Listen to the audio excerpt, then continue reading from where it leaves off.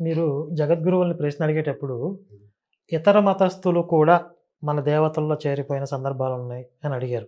సనాతన ధర్మం యొక్క ఆచారాల్లో వేరే వ్యక్తులు కూడా దేవతలుగా కలిసిపోయిన సందర్భాలు ఉంటాయి. వాళ్ళు మనం ఇప్పుడు అవి అవైదికము అని చెప్పంటే వాళ్ళు ఏమంటారంటే రాముడు ఏమైనా వేదంలో పేరుతో ఉందా, రామాయణం అయినా వేదాల్లో ఏమైనా ఉందా, లేదు. లేదు మరి వాళ్ళు మంత్రశాస్త్రం లేరంటే కాదు, ఏదో హనుమంతుడు అవతారాలు, దత్తాత్రేయ స్వామి అవతారాలు, ఈ అవతారాలు అని చెప్పి అంటారు. ఇవన్నీ విన్నప్పుడు వైదికమైన ఆరాధన, వైదికమైన దేవతలు ఎవరు, మన సంప్రదాయం అది తప్పని చెప్పి కాదు, మనది కాదు, మన సంప్రదాయం కాదు, ఇది వేరేది, ఇది మనది కాదు అని స్పష్టంగా ఈ వివేకంతో యువత తెలుసుకోవడం ఎలాగా? సాయిబాబాకి ఆపాదించి ఆయన ఇతర మతస్థుడు అనే క్లారిటీ మీకుందా? లేదా మీకు ప్రశ్నలు అడగమని రాసి ఇచ్చిన వాళ్ళు ఉన్నారు కదా, వాళ్ళ ఉద్దేశాన్ని మీరు చెప్పారు అక్కడ? అంటే వాళ్ళు ఇతర మతస్థులు అని వాళ్ళు రాయలేదు. నిజానికి అక్కడ నేను వాడిన పదాలు కూడా ఒకసారి చూడాలి. నేను ఇతర మతాల వాళ్ళు మన దేవతలో కలిశారు అని అన్నట్టున్నానేమో, నాకు గుర్తులేదు. అన్న కూడా ఇబ్బంది ఏమీ లేదు. ఎందుకంటే గురుగారు నాతో వాచ్యంగా అన్నమాట ఏమిటంటే, సాంప్రదాయకులు, శిష్టులు, నిజమైన మన సనాతన ధర్మానికి హిందువులు చెందిన గురువులు అల్లా పదం వాడరు అన్నమాట. స్పష్టంగా పచ్చిగా నాతో అన్నమాట. అల్లా నన్ను రక్షించాడు, అల్లా నన్ను కాపాడాడు, అల్లాకి నేను బానిసని, ఇట్లాంటి మాటలు ఎవరేం చెప్పినా మన సాంప్రదాయకులు మన సనాతన ధర్మానికి సంబంధించిన వాళ్ళు నిజమైన గురువులు అయితే వాళ్ళు ఎవ్వరూ ఇట్లా అనలేదు. పూర్వ పీఠాధిపతులు కానీ, ఏ ఆమ్నాయ పీఠాధిపతి అయినా కానీ, వేదంలో ఏ ఋషి అయినా కానీ, నిజంగా సాంప్రదాయకమైన సన్యాసులు కానీ అట్లాంటి వాళ్ళు ఎవ్వరు కూడా ఈ మాట అనలేదు. కాబట్టి ఆ మాట అన్నారంటే వాళ్ళని ఎలా మనం ఒప్పుకుంటాము? అంటే ఇక్కడ అల్లా అంటే భగవంతుడు అని అర్థం తీసుకోవాలని ఆ మాట వాళ్ళు చెప్పుంటే బాగుండు. అల్లా అనగా వేద శాస్త్రాల్లో, ఉపనిషత్తుల్లో ప్రతిపాదించిన దేవుడు అని ఎవరైనా ఉంటే బాగుండు. వాళ్ళు ఎట్లా అనలేదు. మనం ఏం చేస్తాం దానికి? మీరు అలా చెప్పేశారు ధైర్యంగా. లాస్ట్ టైం సాంబేదం గారు కూడా ఇంత ధైర్యంగా, ఇంత స్పష్టంగా శాస్త్రానుసారంగానే చెప్పారు. కానీ వాళ్ళు దాన్ని చెప్పడం కూడా చాలా సౌమ్యంగా చెప్పారు. వారు మీరు ఎలా చెప్తున్నారో వారు కూడా అలాగే చెప్పారు. వారి మీద చాలా దుర్భాషలు వస్తున్నాయి. ఇప్పుడు మరి మీ మీద కూడా ఇటువంటి దుర్భాషలు వచ్చే అవకాశం ఉండొచ్చు. ఈ సాయి మతం పేరుతో ఎవరైతే ఒక సిండికేట్ లాగా ఏర్పడ్డారో వాళ్ళ దగ్గర నుంచి వస్తున్నాయి. ఇక్కడ ఈ విషయం మీద హైదరాబాద్లో ఎప్పుడైతే గురుగారి ముందుకే విషయం వచ్చిందో, గురుగారు ఎప్పుడైతే వాచ్యంగా సభాగ్రంలో ఈ విషయం చెప్పారో, అప్పటి నుంచి ఎప్పుడెప్పుడు గురుగారి ఫోటోని ఎవరెవరైతే ఎలాగ వాడుకుంటున్నారో, ఆ మాటని ఎలాగ అన్యథా చెప్తున్నారో, నా బాధ్యతగా వీలున్నప్పుడు, యోగ్యంగా ఉన్నప్పుడు ఆ విషయాన్ని నేను గురుగారికి చేరవేస్తున్నాను. దాంట్లో భాగంగానే సాంబేదం గారు చెప్పిన మాటలన్నీ చెప్పినప్పుడు నిజానికి గురువుగారు చాలా సంతోషించారు. సన్నిధానం వారు చాలా సంతోషించారు ఆ మాట విని. అని పైగా ఏమన్నారంటే, వారు ఇట్లా ఉన్నది ఉన్నట్టుగా బయటికి మాట్లాడడం చాలా సంతోషంగా ఉంది. ఇప్పుడు నిజానికి ప్రవచన రంగం మన తెలుగునాట ఉన్నట్టుగా ఇంకెక్కడా లేదు. ఇంక ఏ భాషలోనూ కూడా ఇంత చక్కని ప్రవచన రంగం అనేది లేదు. దాంట్లో ఎవరెవరైతే ప్రవచనాలు చేస్తున్నారో వాళ్ళందరూ కూడా ఎంతో గౌరవనీయులు. ఎందుకంటే వాళ్ళ వల్ల చాలా ధర్మశ్రద్ధ నిలబడింది.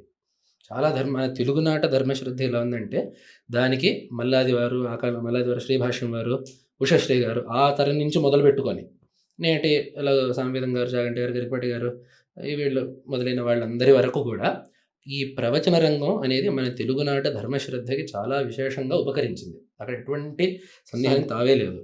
అంటే గురుగారు అనేది ఏమిటంటే, కాబట్టి ఈ ప్రవచన రంగం చాలా ముఖ్యమైనది. అందులో ప్రవచన రంగం మొత్తంలోకి ఎక్కువ సాంప్రదాయకులు ఎవరు, అందరికంటే బాగా విశ్వసనీయమైన సాంప్రదాయకులు ఎవరంటే సాంవేదం గారు. భారతీయ తీర్థ పురస్కారం అని చెప్పుకుంటుంది, అది వారికి ఇవ్వడం అయింది. అలాగే వారికి ఒక ప్రత్యేక అవకాశం ఏంటంటే, ఇద్దరు జగద్గురువుల ముందు నాకు తెలిసి వారు శివ కళ్యాణం చెప్పినట్టున్నారు, పార్వతీ కళ్యాణం ఉపన్యాసం చెప్పినట్టున్నారు వారు. దానికి గురుగారు చాలా సంతోషించారు. ఈ వాచ్యంగా నాతో అన్నమాట ఏంటంటే, మనకి ఇప్పుడు ప్రవచన రంగంలో సాంప్రదాయకులు అనగానే ముందు చెప్పాల్సిన పేరు సాంవేదం గారిది. కాబట్టి వారు నిజంగా అట్లాంటి సాంప్రదాయకులు. వారు వాస్తవాల్ని ఇట్లా ధైర్యంగా చెప్పడం అనేది చాలా సంతోషకరమైన విషయం అని అన్నారు. సామవేదం షణ్ముఖ శర్మ గారికి ఆయన యొక్క ప్రవచనాలు జనాల మనస్సులో ఈ సనాతన ధర్మం యొక్క విషయంలో అత్యంత దృఢమైన విశ్వాసాన్ని పెంచుతున్నాయి అనే విషయంలో ఏమాత్రం సందేహం లేదు. అది అత్యంత సంతోషకరమైనటువంటి విషయం. జనాలందరికీ చక్కగా అర్థమయ్యేట్టుగా సరళమైనటువంటి భాషలో అనేక గ్రంథాలను, పురాణాలను ప్రవచనం చేస్తూ ఉన్నారు. ఇది అత్యంత సంతోషకరమైనటువంటి విషయం. ఆయనకి కొన్ని రోజుల క్రితమే శృంగేరిలో మా గురువరేణ్యుల సన్నిధిలోనూ ప్రవచనం చేసేటటువంటి భాగ్యం ఆయనకి లభించింది. ఆ రోజు మేము మా గురువరేణ్యులు ఇద్దరు ఉన్నప్పుడు ఆయన తమ యొక్క ప్రవచనాన్ని ఆ రోజు గురువుల సన్నిధిలో సమాప్తి చేశారు. మా గురువుల అనుగ్రహానికి పాత్రులయ్యారు. ఇవాల్టి రోజున ఆయనకు కూడా మేము ఆశీర్వాదాలను తెలియజేస్తున్నాం.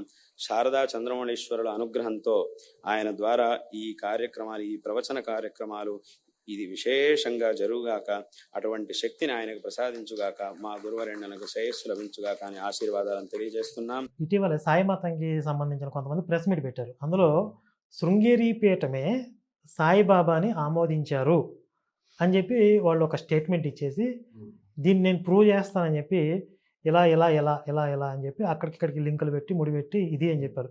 అదేంటంటే మల్లాది గారికి జగద్గురువులు భారతీ తీర్థ మహాస్వామి వారు ప్రశంసించారు. అంటే వారు మహాభారత ప్రవచనం చేసిన సందర్భంగా వారిని ప్రశంసించారు. కాబట్టి మల్లాది వారిని భారతీ తీర్థ స్వామి వారు ప్రశంసించారు కాబట్టి వీరు శిష్టులు, జగద్గురు పీఠం ఆమోదించినటువంటి శిష్టులు. అలాంటి మల్లాది వారు ఒకానొక సందర్భంలో ఒక చోట సాయిబాబా గురించి చెప్పారు.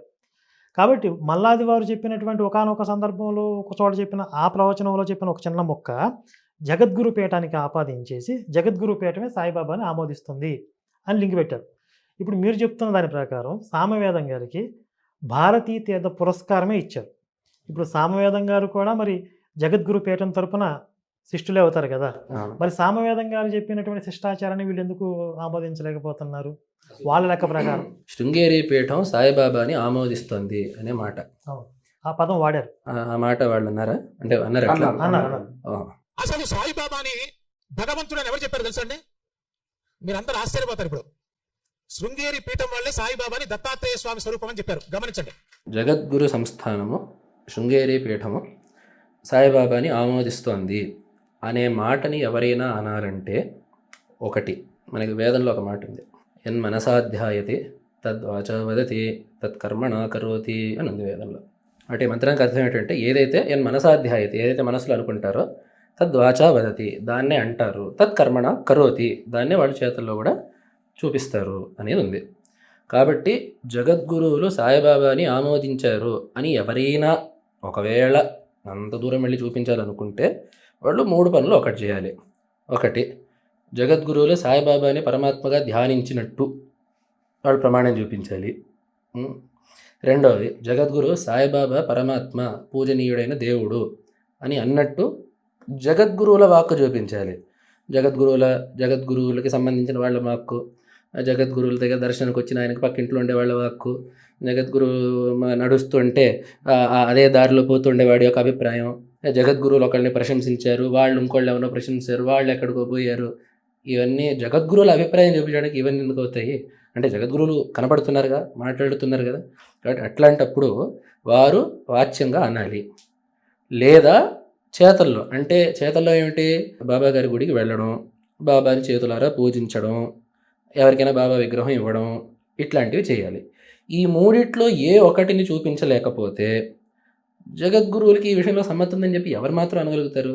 అది పూర్తిగా అబద్ధం, అభూత కల్పన అని వారి దగ్గర విషయాలు విన్నవాడిగా నేను స్పష్టంగా చెప్పగలుగుతాను. ఎందుకంటే వారి మనసులో ఉండే విషయం అది ఇతరులకు ప్రత్యక్షం కాదు. కానీ వారు వైదిక మార్గ ప్రవర్తక అని అంటుంటాం బిరుదుల్లో. శాస్త్రోక్తమైన దేవతా రూపాల కంటే వేరే దేవతా రూపాలని వారు ఎప్పుడూ ధ్యానించరు, అది స్పష్టం. ఒకసారి మహాస్వామి వారిని అడిగాను, ఒకసారి గురుగారు ఒక్కొక్కళ్ళకి ఒక్కొక్కటి తమరి ఇష్టదేవత ఎవరు అంటే, అన్ని దేవతలు ఒకటే అని జగద్గురువులకు తెలిసినప్పటికీ జగద్గురువులకు ఇష్టదేవత ఎవరు అని చెప్పంటే వారు కళ్ళు మూసుకొని మాకు మొత్తం దక్షిణామూర్తి అని చెప్పి అన్నారు. అంటే అంత మనోజ్ఞమైన సందర్భం అది. కాబట్టి జగద్గురువులు ఎవరికైనా సరే ఇటువంటి విషయాల్లో స్పష్టమైన వైదిక దేవతలనే పూజించడం, మఠంలో ఉండే ఆచారాలు కూడా వైదికమైన శాస్త్రోక్తమైన దేవతలనే పూజించడం అనేది ఉంది. దత్తాత్రేయ జయంతి కూడా చేస్తాం. మఠంలో దత్తాత్రేయ జయంతి కూడా హోమపూర్వకంగా చేసే పద్ధతి ఉంది. అంటే పండితులు చేస్తారు, జగద్గురువులు పూర్ణాహుతికి దయచేస్తారు. కాబట్టి వీళ్ళు కొంచెం మధ్యలో లింకులు పెడతా ఉంటారండి. ఉదాహరణకి మీరు ఇప్పుడు దత్తాత్రేయ స్వామి వారి పేరు తెచ్చారు కాబట్టి, దత్తపీఠానికి సంబంధించిన అంటే దత్త అవతారాలకు సంబంధించిన తెంబే స్వామి వారు సాయిబాబా గారిని ఎప్పుడో అన్నగారు అని సంబోధించారని వీళ్ళు చెప్పుకుంటారు. కాబట్టి తెంబే స్వామి ఆశ్రమానికి జగద్గురువులు వెళ్ళారు కాబట్టి వాళ్ళు సర్టిఫై చేసినట్టే. రెండోది, ఈ గాంగపూర్ లేకపోతే అక్కల్కోట వెళుతున్నారు కాబట్టి స్వామివారు సాయిబాబాని సర్టిఫై చేసినట్టే అన్నట్టుగా మాట్లాడుతున్నారు. ఇక్కడ అదే దారిలో వస్తున్నాయి. కాబట్టి జగద్గురువులు ధ్యానించేదో లేదా రోజు వారి అనుష్ఠానంలో జపంలో ఉండే మంత్రాలు ఏవైనా కూడా ఈ వేదశాస్త్రోక్తం దేవతలే. దాంట్లో అన్నట్టు దత్తాత్రేయ రూపం. ఓకే. దత్తాత్రేయుడు అంటే ఏమిటి? దానికి ఒక రూపంగా జటాధరం పాండురంగం శూలహస్తం కృపానిధిం సర్వరోగహరం దేవం దత్తాత్రేయమహం భజే, ఇట్లా ఇత్యాది శ్లోకాలు ఉన్నాయి కదా. ఇట్లాంటి ధ్యాన శ్లోకాలు దత్తాత్రేయుడు చాలా ఉన్నాయి. ప్రసిద్ధంగా దత్తాత్రేయ మంత్రాలు కూడా 2 ప్రసిద్ధంగా ఉన్నాయి. జగద్గురువులు అనుష్ఠానంలో కూడా అవి ఉంటాయి. కాబట్టి దత్తాత్రేయ రూపాన్ని ధ్యానించడం, ఆ రూపాన్ని ధ్యానిస్తారు. ఏది? జటాధరం పాండురంగం శూలహస్తం కృప, ఈ రూపాన్ని ధ్యానించేది అది. తరువాత కాబట్టి ఇదంతా మనస్సుకి, కాబట్టి మనస్సు దగ్గర మనం చెప్పలేము. వారి వాచ వారు ఎక్కడ కూడా అసలు ఈ విషయమే ఎత్తలేదు.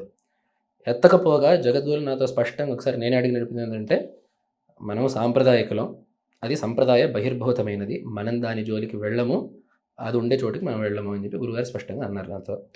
కాబట్టి వాక్కులో కూడా తేలిపోయింది. మూడోది తత్ కర్మణా కరోతి. జగద్గురువులు ఒక ఆశ్రమానికి వెళ్ళారు, ఆ ఆశ్రమం ఉండేవాళ్ళు ఇంకో ఇంటికి వెళ్ళారు, ఆ ఇంట్లో ఉండేవాళ్ళు బాబా దగ్గరికి వెళ్ళారు, ఇది కాదు చూపించాల్సింది. జగద్గురువులు ఎప్పుడైనా బాబా గుడికి కాదు కదా, బాబా మూర్తి ఉండే గుడికి ఎక్కడికైనా వెళ్ళారా? వెళ్ళలేదండి. ఎప్పుడు వెళ్ళలేదు, అస్సలు వెళ్ళలేదు. సూపర్ అండి. పైగా మాకు గురుగారు స్పష్టంగా చెప్పేశారు. గురుగారు యాత్ర చేసేటప్పుడు అడ్వాన్స్ క్యాంప్ అని చెప్పి వెళ్తారు. అంటే ముందు అక్కడ ఏమిటి పరిస్థితులు అని చూసుకొని వచ్చేవాళ్ళు ఉంటారు. ఒకవేళ పిలిచినప్పుడు ఎవరైనా ఆహ్వానించినప్పుడు వీళ్ళు వెళ్ళి చూసి దాని తర్వాత గురుగారు మేము వస్తాం రామని చెప్పి చెప్తారు. అక్కడ ఒకవేళ ఈ శాస్త్రోక్తమైన దేవతా రూపాల కంటే వేరే రూపాలు, వేరే మూర్తులు, స్వకల్పితమైన రూపాలు ఏమన్నా ఉంటే అక్కడికి జగద్గురు మేము రాము అని చెప్పి చెప్పేస్తారు వాచ్యంగా. అందున ఇంకా నేను ప్రత్యక్షం కళ్ళారా చూసిన ఒక విషయం చెప్పాలంటే, జగద్గురువులు 2024 చివరిలో ఒక విజయయాత్ర చేశారు. ఇక్కడ నుంచి బయలుదేరి బెంగళూరు నుంచి కాంచీపురం నుంచి చెన్నై నుండి తిరుపతి, మళ్ళీ తెలుగునాట విజయవాడ అదంతా చూసుకొని రాజమండ్రికి వచ్చి, రాజమండ్రి నుంచి మళ్ళీ తిరిగి శృంగేరికి వచ్చారు. ఇది ఆ యాత్ర. కాబట్టి ఈ యాత్రలో భాగంగా గురువుగారు బెంగళూరుకి వచ్చినప్పుడు అక్కడ మనకి పాతకాలంగా పారంపరికంగా మఠానికి శిష్యులు ఒకళ్ళు ఉన్నారు, చాలా మంచి స్థానంలో ఉన్నారు. గురువుగారు అంటే చాలా భక్తి. వారు అక్కడ ఒక అమ్మవారి గుడిని వారు కట్టించారు. అని భవానీ అమ్మవారి గుడి అని చెప్పి వారు పేరు పెట్టారు. అక్కడ ప్రతిష్టాపించిన మూర్తి రాజరాజేశ్వరి దేవి, అంటే లలితాదేవి అక్కడ. కాబట్టి ఆ మూర్తి ఒకటి ఉండింది. గురుగారిని వారు ప్రార్థించారు, తమరే వచ్చి కుంభాభిషేకాన్ని చేయాలని చెప్పండి. గురుగారు ఒప్పుకున్నారు.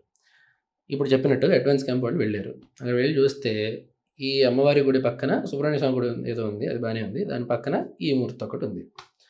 అంటే ఆ పక్కనే కాంపౌండ్, అంటే ఈ బిల్డింగ్, ఈ గుడి ఇక్కడ ఉంది, కొంచెం ఎడమ ఉంది, తర్వాత ఈ కాంపౌండ్లో ఆ వేరే మూర్తి ఒకటి ఉంది. అట్లా అయినప్పుడు గురువుగారు ఏమన్నారంటే, తప్పకుండా కుంభాభిషేకం చేస్తాము, అయితే దానికి స్పష్టమైన వ్యత్యాసం ఒకటి పెట్టేటట్టుగా ఏర్పాటు చేయండి. ఎందుకంటే మా గురువుగారు మాకు చెప్పింది ఏంటంటే, అక్కడికి మేము ఎప్పుడు వెళ్ళలేదు అని చెప్పి మా గురుగారు చెప్పారు. అట్లాంటి మూర్తులు ఉండే చోటుకి మేము ఎప్పుడు వెళ్ళలేదని చెప్పి మా గురుగారు చెప్పారు. మాది కూడా అదే పద్ధతి. ఇప్పటివరకు ఎవ్వరు ఈ పరంపరలో వచ్చిన వాళ్ళు ఎవ్వరు కూడా అటువైపుగా వెళ్ళింది లేదు. కాబట్టి స్పష్టంగా దీనికి వ్యత్యాసం ఉండేటట్టు ఏమైనా చేస్తే అప్పుడు మేము వచ్చి కుంభాభిషేకం చేస్తాము అని చెప్పి అన్నారు. అన్నప్పుడు ఆయన ఈ రెండింటికి మధ్యలో ఒక చిన్న ప్రహారీ గోడలా కట్టారు. అప్పుడు కట్టారు. గురుగారు వచ్చి అభిషేకం చేసి వెళ్ళారు.